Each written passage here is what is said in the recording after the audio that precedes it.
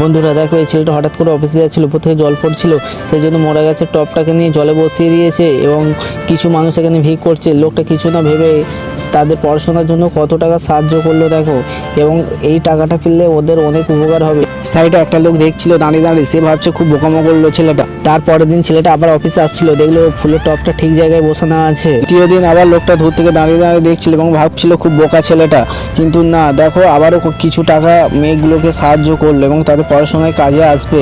তৃতীয় দিন আবার ছেলেটা অফিসে যাচ্ছিল, দেখলো মোড়া গাছটা জীবিত হয়ে গিয়েছে এবং তার খিদে খুব পেয়েছিল, কিন্তু তার মানিব্যাগ খুলতে মনে পড়ে যায় সেই অসহায় ব্যক্তিদের কথা। সেই জন্য সে আবারও টাকা দিতে চলে আসে।